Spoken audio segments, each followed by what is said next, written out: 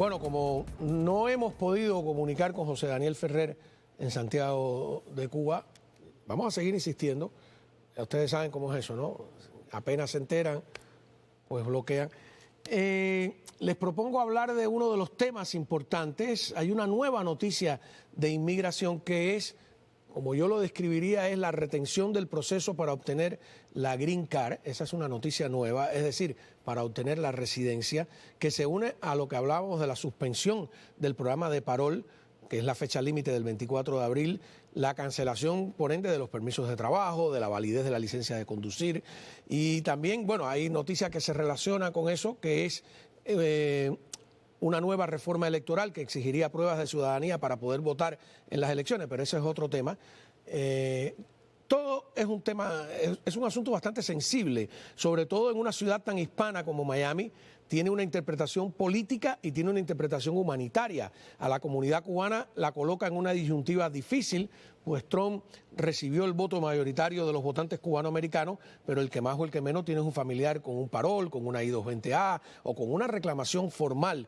La última medida anunciada de tener los procesos o trámites para obtener la residencia dejan un limbo incluso a familias que no solo fueron inspeccionadas, sino que entraron de manera regular. Por un lado están los afectados y por otro está el incontrovertible hecho de que el régimen castrista usa la emigración como un arma política, como una válvula de escape, y que eso hay que evitarlo y que hay que combatirlo, pero ¿qué va a pasar? ¿Qué se puede hacer? ¿De qué lado colocarse en el debate? ¿Del lado de la razón o del corazón? Así que vamos a analizarlo y para ello contamos aquí con la ayuda y la visita de la doctora Elizabeth Amaram, ¿no? Doctora en Derecho, abogada de inmigración. Muchas gracias, doctora, por estar aquí Muchas gracias con nosotros. No sé si a lo mejor suena muy dramática la presentación que estoy haciendo, pero esa disyuntiva de, o sea, hay un razonamiento político y hay un... son nuestros compatriotas, son a veces nuestros primos, nuestros padres, nuestros hijos. Entonces, esa primera pregunta, ¿qué va a pasar con esta primera noticia de la retención del proceso para obtener la residencia o la Green Card? ¿Qué es eso? Bueno, estamos viendo, esta es la interpretación y el poder que tienen todas estas acciones ejecutivas que fueron firmadas el 20 de enero. Una de estas acciones ejecutivas tiene que ver con proteger al país del fraude, proteger al país de aquellas personas que intentan entrar para hacerle daño a la nación. Y tenemos como 2 o 3 acciones ejecutivas que están funcionando a la misma vez y bajo una de ellas ahora se ha suspendido la adjudicación, diría yo, el resultado final de las aplicaciones de residencias para aquellas personas que ya tienen un asilo aprobado o un estatus de refugiado aprobado.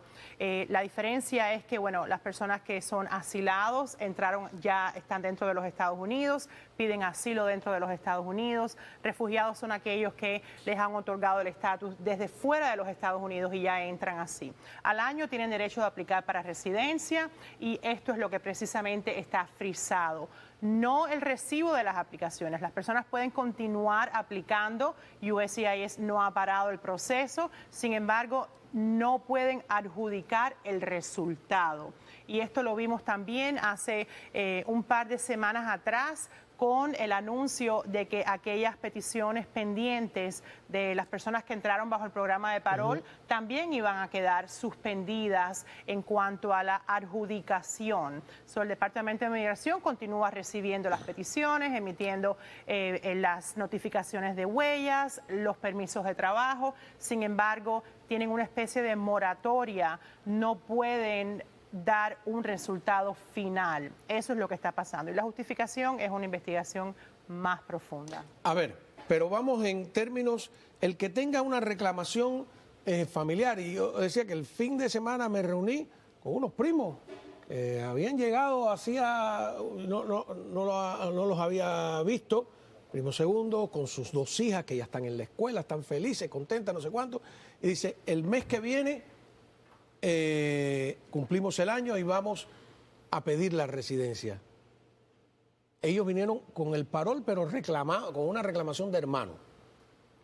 Bueno, ellos entrarían si entraron con un parol bajo una reclamación de hermanos, estamos hablando del programa de reunificación familiar. Exacto. Okay, no es el programa humanitario de Cuba, Venezuela, Nicaragua y Haití. Exacto. El familiar cobijó a otros países, también Cuba, Colombia, Honduras, El Salvador, Guatemala, Ecuador. Pero este programa quedó, diría yo, también atacado, quedó suspendido porque fue parte de la gran sombrilla de todos los paroles. Y las personas que entraron y tienen residencias pendientes también tienen sus residencias suspendidas. O sea, ellos pueden aplicar a la residencia, pero o no. Sí, pueden aplicar. ¿Y qué va a pasar con esa solicitud o aplicación? Va a quedar indefinidamente pendiente. Indefinidamente, pues ya tenemos cortes federales revisando este concepto de si la administración puede o no parar un proceso indefinido. Pero eso es luego. Ahora mismo. Correcto. Queda detenido. ¿Qué pasa con su permiso de trabajo? Su permiso de trabajo va a ser emitido, él lo tendrá y él puede trabajar con este permiso de trabajo porque no se le está negando. ¿Y la licencia de conducir también? La licencia también, no se le está negando el beneficio, sino que al final del proceso el oficial tiene que decidir si le va a dar la residencia o no. Y esta es la parte que la administración le ha dicho a los oficiales, no puedes dar una decisión final en este momento. Ese es el que está con un parol de reclamación familiar. Los del otro parol, del que ha sido cuestionado, correcto, que incluyó Nicaragua, Haití, Cuba y Venezuela, también pueden, el permiso, ¿se quedan con permiso de trabajo o se les suspende el permiso de trabajo? Bueno, la dinámica aquí es un poquito diferente por esta publicación que salió en el Registro Federal del día de ayer, 25 de marzo, en donde la administración suspendió el programa de parol humanitario y le ha dado a estas personas unos 30 días para abandonar. Hasta el 24 de abril. Correcto, para abandonar el país si no tienen causa legal para permanecer. Aquí es donde está la interpretación de la regulación. ¿Qué es causa legal? Causa legal es si usted tiene otra petición que le permita permanecer en los Estados Unidos bajo un estatus legal, si usted está esperando por otro proceso legal, entonces bajo la interpretación de esta regulación usted puede permanecer en el país. Ahora, sabemos que estas personas tienen un permiso de trabajo que en muchos casos no se vencen en abril, se vencen pues un año más tarde o unos meses más tarde. ¿Dan los permisos por un año? No, el permiso lo dieron basado en el parol humanitario en la fecha que la persona entró, 2 años a partir de esa fecha. Pero, por ejemplo, si tenemos a alguien que entró en diciembre del 24, pues tiene hasta diciembre del 26 con ese permiso de trabajo. Entonces, la dinámica es diferente. ¿Y la licencia de conducir? También va a la par junto con el parol y el permiso de trabajo. La dinámica es diferente y me refiero porque la administración ha anunciado y esta publicación anuncia que el permiso de trabajo también queda anulado, no podrá trabajar. Sin embargo, cuando leemos esta publicación a profundidad, no es un mandato para que un empleador suspenda inmediatamente el empleo de esta persona. El empleador, la obligación es verificar que este permiso de empleo, la fecha sea válida. Sin embargo, realmente creo que es difícil para un empleador saber o entender bajo qué categoría cada permiso de empleo está siendo emitido. Porque no tiene, el permiso de empleo no te dice la fecha de caducidad. Tiene la fecha de caducidad y también tiene códigos. Entonces, estos códigos indican bajo qué regulación la persona tiene el permiso de empleo. Y a no ser que este empleador esté en constante conversación con un abogado de inmigración, no va a entender nada. Pues realmente no entiende la clasificación del permiso. Entienda, ¿no? Es mejor.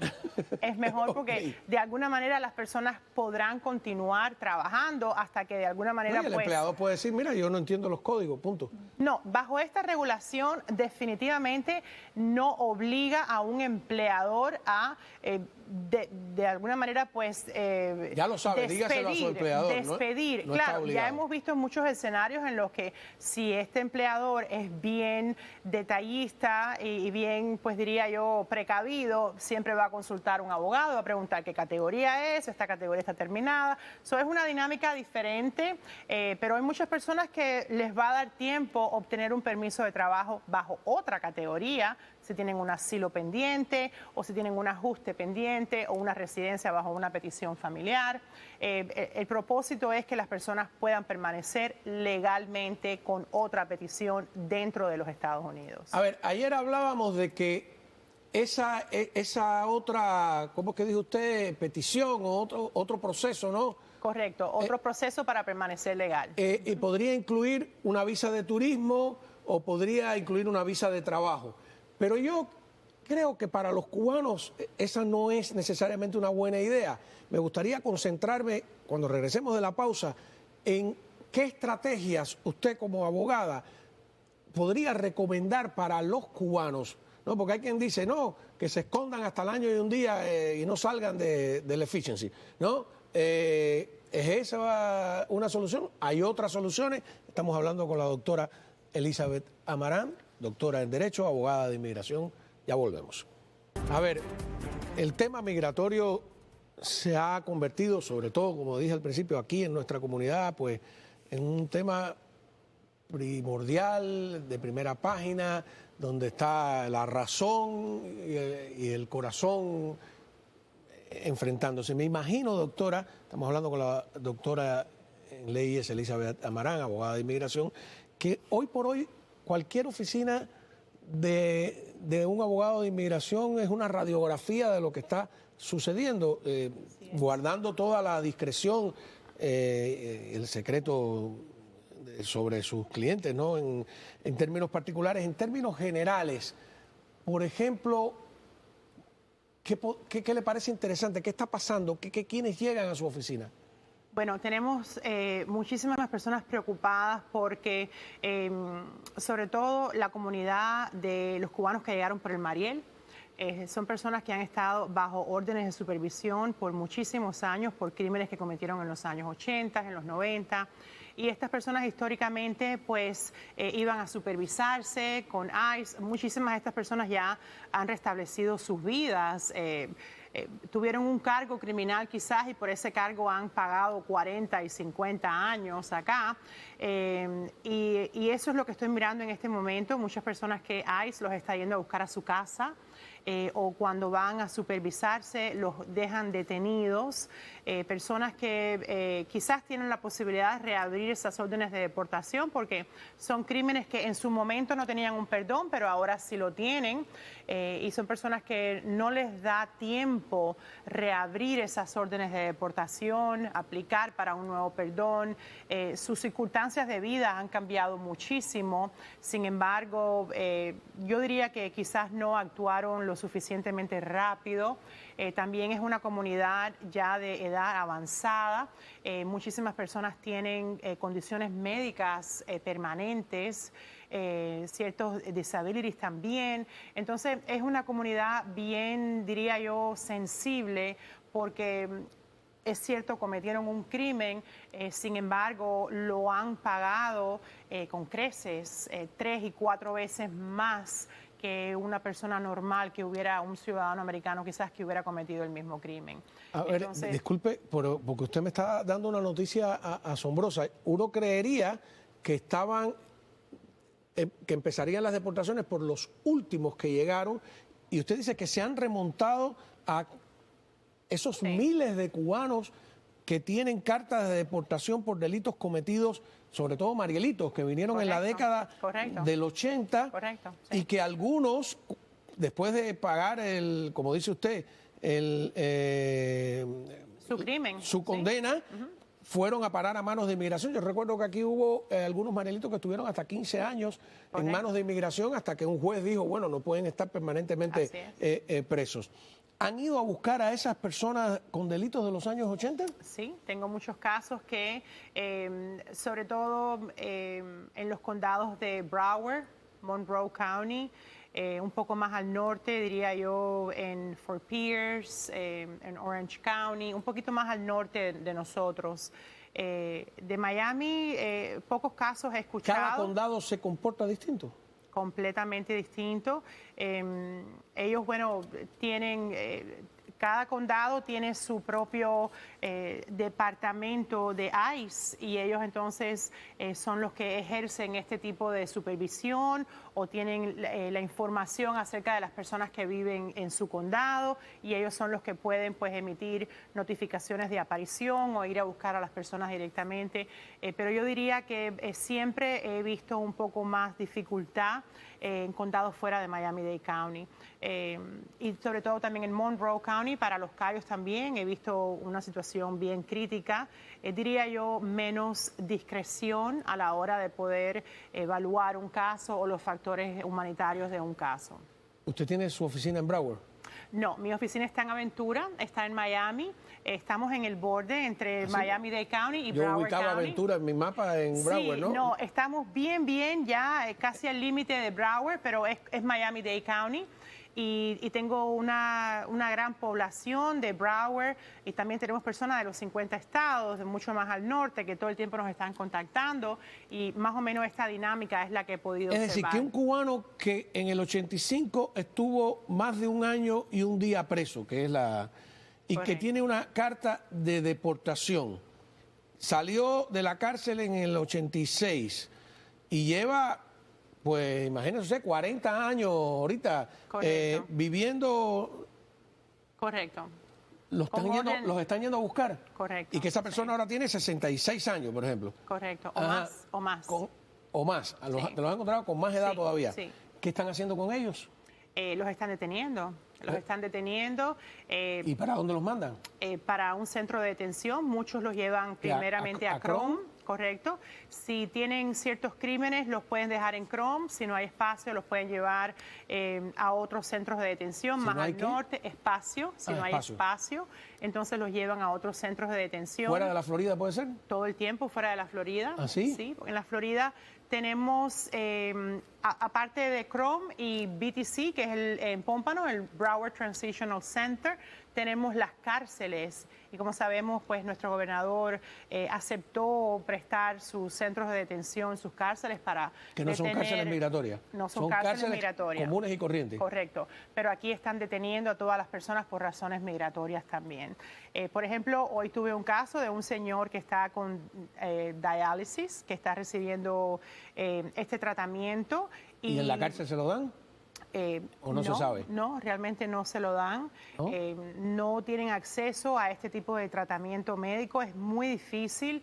¿No sé qué va a morir? Y bueno, estamos peleando para un paro, para que lo saquen con razones humanitarias, pero las directivas de ICE son comunicarse con Cuba para verificar si Cuba los va a aceptar y solamente después que este proceso tenga su curso, entonces lo pudieran volver a ¿Y ese aceptar. contacto con Cuba se hace a nivel federal o lo hace la oficina de Broward o de...? Bueno, esto tiene cierto nivel, las oficinas de ICE tienen un nivel un poco más alto que se dedica directamente a verificar, a mandar estos comunicados a Cuba para ver si ellos aceptan, tienen ciertas listas con ciertas personas, sus características.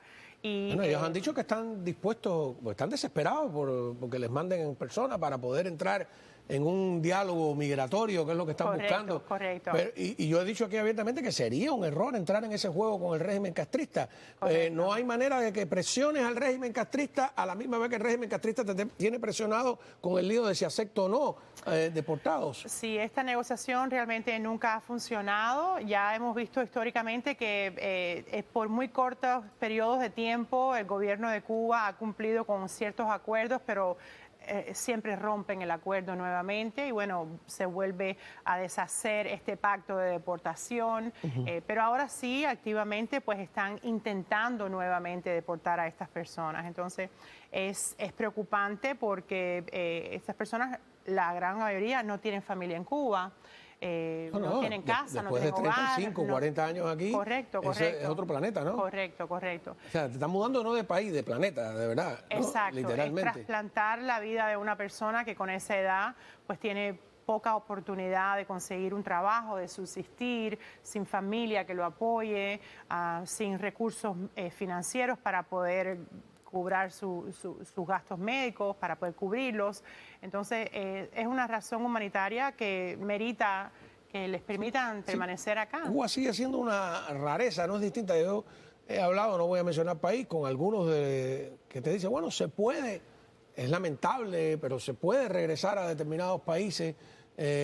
Incluso, es que ni siquiera ahora un cubano que lleva aquí 30 años dice, me voy a vivir a Cuba, eso se le da la gana a Cuba. Correcto. Es una cosa tremenda, se supone que después de los 2 años pierdes todos los derechos, si es que tuviste alguna vez. Volvemos entonces, ese es un caso tremendo, yo no tenía la menor idea, le agradezco la información, es importante. Volvemos al caso de los que han llegado en los últimos 3, 4, 2 años, el último año, ya sea con IDOS 20A, con reclamación familiar, etcétera, parol, todo lo demás. ¿También están deteniendo a esas personas? Sí, bueno, estas personas todavía, las personas que entraron con parol humanitario, no están siendo detenidas, ¿ok? Estas personas tienen, bajo esta regulación, 30 días para arreglar su estatus. 24 de abril. Para el 24 de abril. La publicación y la administración ha demostrado su intención de comenzar un proceso de remoción después de este tiempo. ¿Qué es un proceso de remoción? Un proceso de remoción es donde el Departamento de Migración tiene que presentarte cargos con un documento que se llama notificación de aparición, se conoce en inglés como el NTA, y aquí figura la base que tiene el gobierno para deportarte. Esto inicia un proceso de remoción. La Fiscalía te presenta este documento. Esa fecha que pusieron es en el fondo la iniciación de ese proceso de remoción. Correcto, O correcto. sea, Muchas personas están pensando que el para 24... decirlo en lenguaje cubano, te pusieron en remojo. Correcto. Todos. Sí, las personas piensan que el 24 de abril, cuando abren la puerta de su casa, van a tener el bus afuera de ICE esperándolo y el avión ya listo para llenarlo. Realmente no es así tampoco. Todas estas personas tienen que pasar por un proceso de remoción en donde tendrían el derecho de ver a un juez, presentar una defensa. Entonces, ¿es una buena o una mala noticia? Bueno, ¿O tiene la buena noticia es filos? que no los van a montar en un avión directamente. Esa es la buena noticia, si hay algo bueno en todo esto. Pero sí van a enfrentar un proceso. La dificultad aquí que podemos encontrar es que la administración ha dicho que estas personas pueden enfrentar un proceso de deportación expedita, ¿ok? Y esto sería un proceso bajo el cual estas personas no tuvieran el derecho de ver a un juez. Pero la deportación expedita no aplica a personas que entraron legalmente al país. Entonces aquí tenemos otro argumento adicional, en donde todavía, aunque sabemos que esa es la intención, la administración no ha declarado que el programa fue un programa ilegal y que las personas que entraron con estos paroles entraron ilegalmente. Y de esa manera, pues por eso están terminando el parol, mas no están declarando el programa ilegal desde su inicio. Claro, si es retroactivo o no. Vamos a una pausa y cuando regresemos, prometimos al público, y vamos, 4 estrategias que propone la doctora para los cubanos. No es que estamos menospreciando, es que cuando mezclo el caso de los venezolanos, nicaragüenses, que después voy a hablar sobre la comunidad nicaragüense, estará aquí una de sus representantes más importantes con nosotros. Cuando los mezclo, como no son iguales, como los cubanos tienen todavía ese salvavidas de la ley de ajuste, entonces se enreda la explicación y no sabemos cuál estrategia es buena para uno y cuál estrategia es buena para otro. Entonces, yo creo que a lo largo de los días, vamos a concentrarnos hoy en el tema de los cubanos. Cuando regresemos, la doctora nos va a decir qué se podría hacer. Ya volvemos. Continuamos hablando con la doctora Elizabeth Amarán, abogada de inmigración. Entonces, a ver, y que me perdonen, estamos concentrándonos, más adelante vamos a hablar de la comunidad nicaragüense, estamos ahora en el tema de los cubanos. La idea de que en estos 24 días tú tienes que o irte o abrir una nueva vía de petición, no sé cómo se llama técnicamente, ¿cómo se llamaría técnicamente? De legalización, una avenida para permanecer legal en los Estados Unidos. Ajá, que sería, en caso, por ejemplo, venezolanos o nicaragüenses, podría ser hasta pedir una visa de turismo. pedir una visa de trabajo, etcétera. En el caso de los cubanos, ¿lo más obvio sería el asilo político? Bueno, el asilo político siempre y cuando las personas puedan demostrar que tienen temor de regresar a su país de origen, ¿ok? Pero no porque el país comunista, por No, algo específico no. que te ha pasado a ti. Exacto. La naturaleza del país obviamente sirve como historia de background, pero Pero es el telón de fondo, no es Correcto. el plato fuerte. Correcto. Cada aplicación de asilo tiene que tener sus propios hechos para justificarlo y no podemos hacer una aplicación frívola porque entonces esto sí conlleva a otras... Ni contradictoria, no puedes decir No. una cosa en la aplicación y No. cuando te interroguen no acordarte de lo que dijiste. Definitivamente no, porque entonces no te vuelves una persona creíble, te lo niegan por falta de credibilidad. Ok. El primer... Y te puedes quedar con copia de lo que escribiste la primera vez. Tienes que quedarte con copia. No, porque conozco casos que no se No, yo se conozco acordaron. muchísimos también, pero eso es un error porque entonces después no necesariamente Disculpe, te me voy a vas decir la verdad, no es acordar. un error, es una estupidez. ¿No? Hay que decirle... Bueno, te digo que muchos casos que conozco así es porque han ido a notarios y los notarios no les entregan una copia de la aplicación. La persona confía en que el notario lo va a tener en algún momento futuro cuando lo necesita y el notario muchas veces Eso mismo se hablamos el fin de desaparece, semana no está. con estos primos. Sí, Porque en Cuba un notario era... un abogado. Era otra cosa antes de sobre todo antes del error del 59. Correcto, Aquí un notario es una persona que avala que tú firmaste algo, más nada. Vaya, Correcto. puede que tenga otra, pero no tiene la categoría que en nuestra cabeza tiene un notario. Mira, la diferencia es que un notario se hace notario con un curso de 4 horas. Ajá. Y el abogado se tiene que hacer abogado con una carrera de mínimo de 7 años. Entonces, 7 años y después cada día de su vida que está ejerciendo las leyes tiene que estudiar.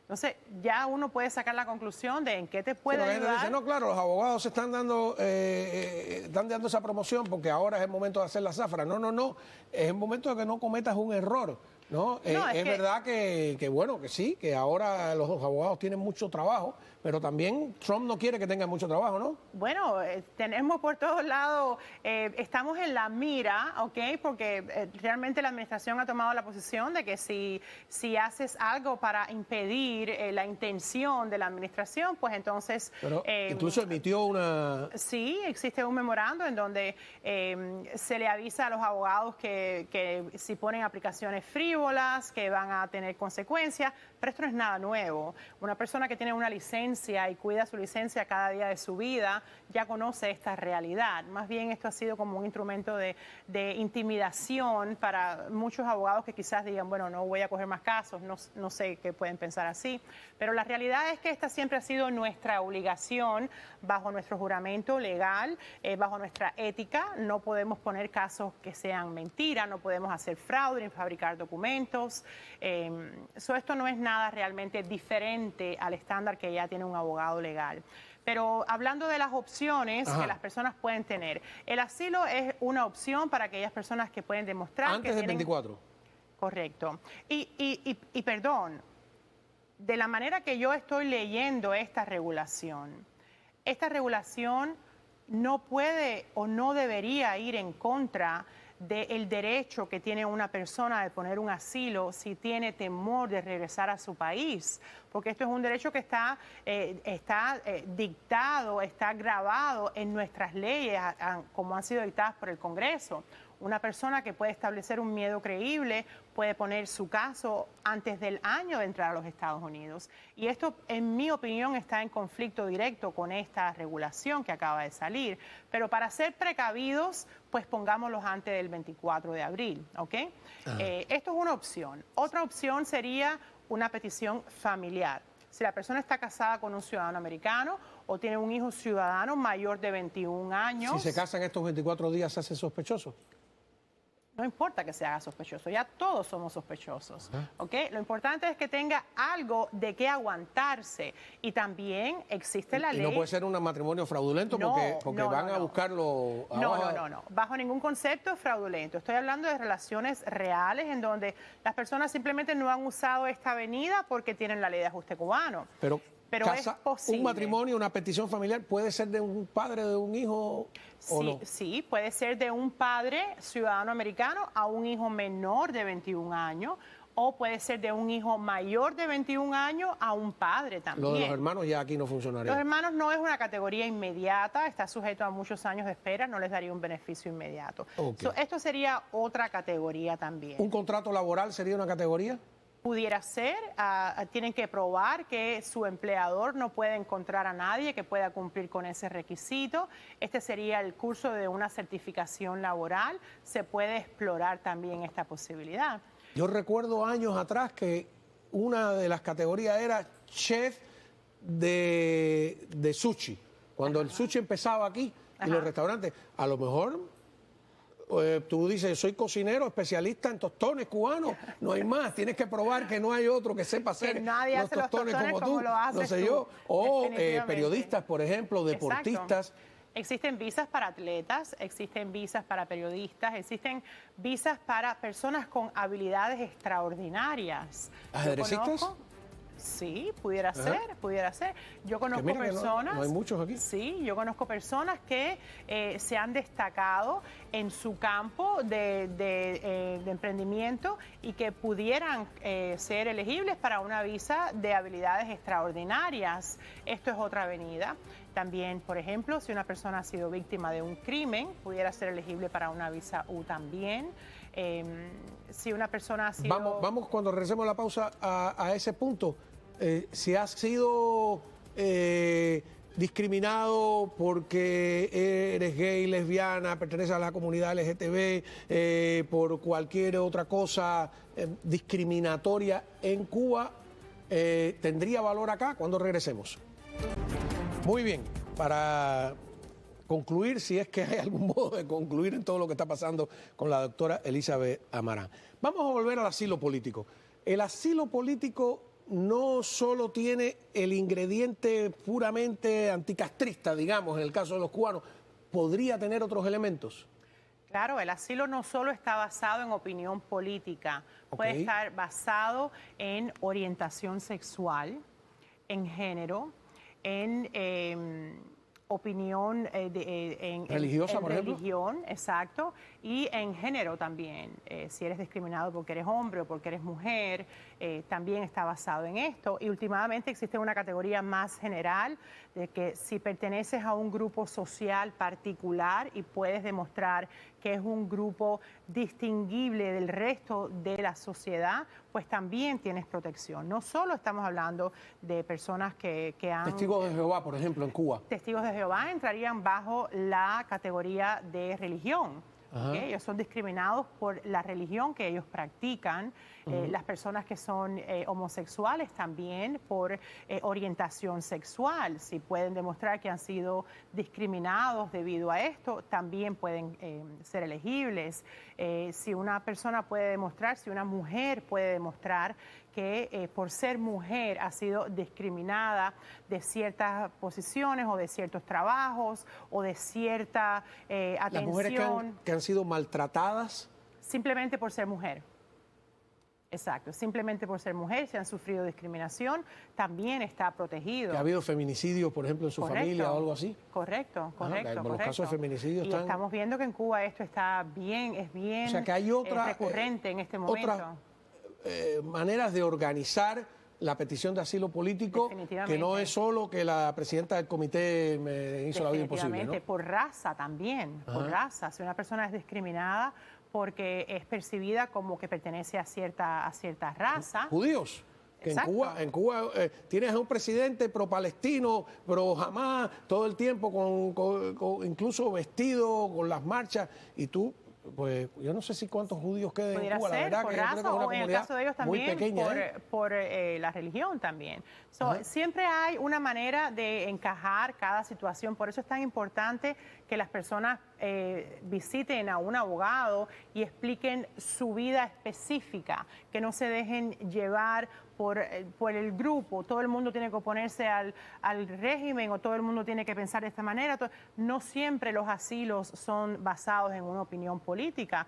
Hay personas que realmente piensen como piensen, pero no se han manifestado de esa manera y tienen otras razones para poder pedir protección bajo las leyes de asilo. Claro, por eso es importante y no es ni publicidad ni es propaganda, estar bien informado, saber ponerte en las manos de alguien que realmente no te esté dando vueltas y que sepa qué es específicamente en tu caso lo que podría hacerse. Estamos viviendo tiempos muy complicados, tiempos muy difíciles. Hay una fecha límite que es el 24 de abril.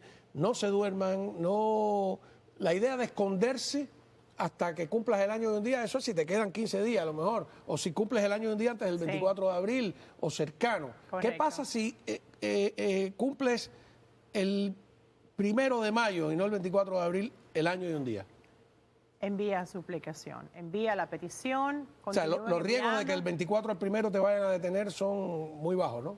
Y les repito, si lo detienen, tienen que enfrentar este proceso en donde van a ir frente a un juez y tendrán el derecho de presentar una defensa. Entonces, en ese momento, el juez tendrá que determinar si has puesto tu petición correctamente, si esto está en conflicto con la regulación. Siempre van a haber maneras de seguir defendiendo a una persona hasta que todos los cursos pues ya queden completamente exhaustos y bueno, no tengamos más nada que hacer. Pero hay una gran pelea por echar y yo siempre he sido partidaria de pelear. Ok. Vamos a ir a una pausa. Le agradezco, doctora. Le voy a pedir que se quede un poco más, porque cuando regresemos tengo muchísimas peticiones acá de personas que me están diciendo cómo puedo comunicarme con la doctora. Yo tengo que tratar otros temas. Le voy a pedir que se quede y más adelante vamos a ver si encontramos un huequito para decirle a ustedes, porque es que están entrando a montones las peticiones de cómo me comunico con la doctora, Vamos a ver, yo voy a hablar con la gerencia para tener un chance aparte y decirle, ¿usted podría decirnos cómo comunicarse con usted? Claro que Vamos a una sí. pausa, regresamos enseguida.